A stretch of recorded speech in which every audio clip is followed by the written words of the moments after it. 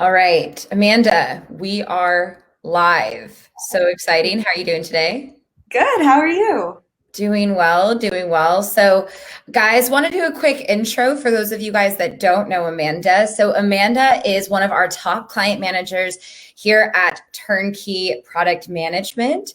The big topic today is counterfeiters and listing hijackers. So, it's no secret, guys, right? Counterfeiters, listing hijackers, they've been an issue for Amazon sellers for a very, very long time. And what's even crazier just about, counterfeiters, listing hijackers is you feel like you're on your own. You feel like you're on an island when you're dealing with this issue, right? Seller support rarely is helpful in situations like this.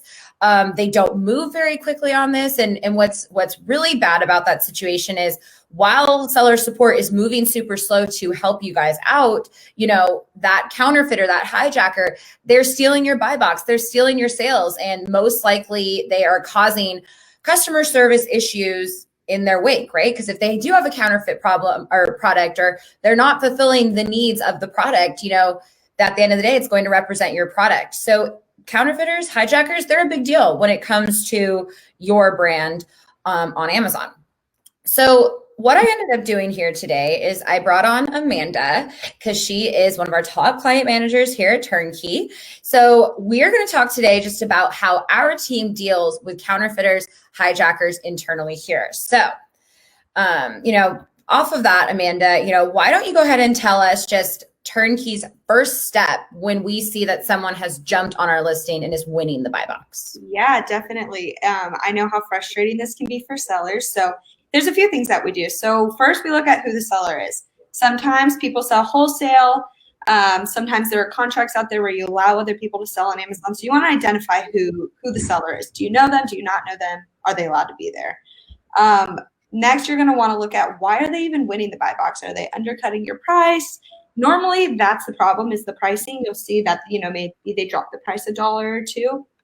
So looking at why they're winning the buy box and then just how many units do they have.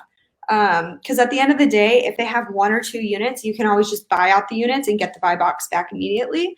But if you're seeing that they have like 30, 40, 50 units, it's a little harder to do that. So checking how many units they have is important as well.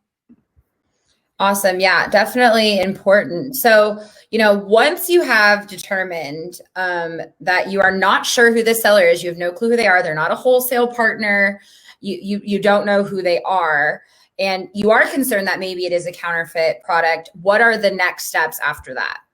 Yeah, so the next step, if it's a counterfeit product, it's just going to be to buy the product. You want to buy it, you want to have it in your hands, you want to have proof. Because the worst thing that could happen is it is a counterfeit product and they sell out before you get your hands on them and have that proof to show Amazon that it's not your product.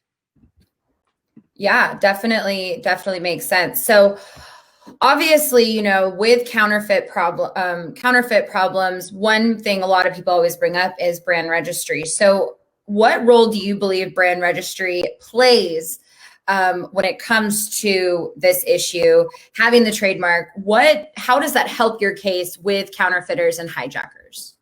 Yeah, brand registry is so important in this situation.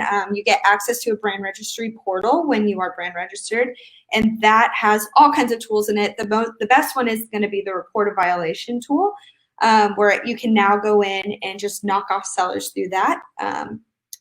So yeah, the report a violation tool is big time. Just like you talked about a little bit earlier, Jenna, Amazon can be really slow to help you if you have resellers and hijackers on your listings. And so with this tool, they're quick to act because they know you're the brand owner. Right. So yeah, it plays a huge role in getting them knocked off your listing. Okay, that makes sense. So for those of us, you guys that are listening and, maybe don't know what the report a violation tool is. So Amanda, can you kind of walk us through what that tool is and how it works? Sure, yeah. So it's really simple to use. All you need to do is log into your brand registry portal. You'll hit the support button at the top and then you'll be brought to a page, and it has, it's like if you're making an Amazon case, there's a bunch of drop-down menus. So at the top, you'll see report a violation, and then it'll take you to their tool. It's very user-friendly. It'll walk you right through everything that they need from you. Let's see. You'll definitely need the ASIN and the seller name and all of that information. But let's say your problem doesn't have to do with infringement or copyright or things like that. There's even other drop-down menus where it could be a listing infringement or a variation infringement. So there's all kinds of options, even if maybe your specific problem doesn't fall under report a violation. So I would definitely check there if you're having any sort of reseller problems.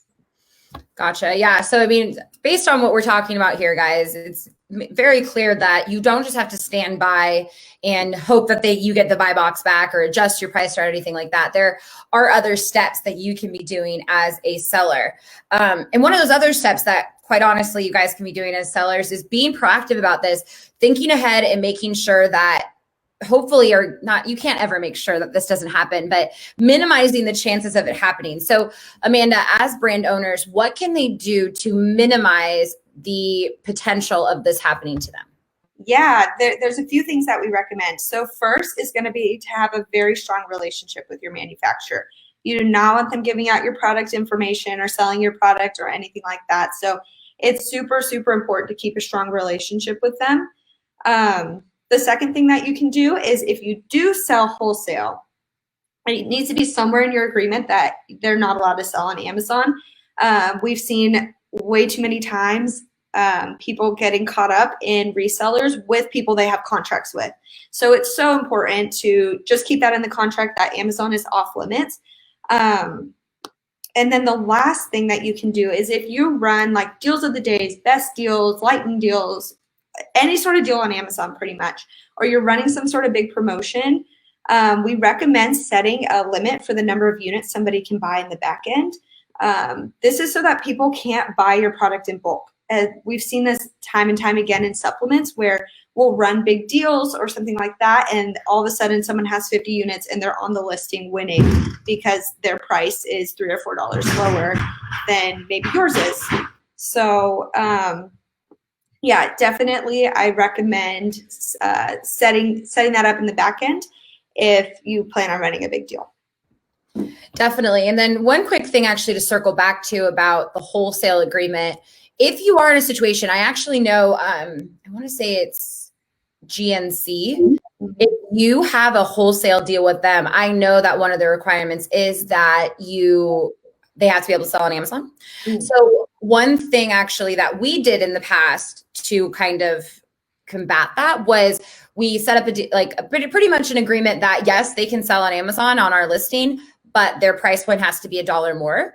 So that way we were winning the buy box. So they got their wish. They're able to list our product on Amazon, but they are not able to beat us when it comes to the buy box, right? Is the idea, because majority of the time the buy box decision is made off of the price. So, so that helps with that. So there are wholesale agreements that won't unfortunately allow you to adjust that. So if you guys are facing that, that is one suggestion that you guys can try out. Right. And you can even also put, if you're already in an agreement where they can sell on Amazon, yeah, or something like that, or you're working on an agreement, you can also set a limit to the number of units that they're allowed to have on Amazon as well. Yeah. So not only can you set a price point, but you can say at this price point, you can sell X amount of units every month.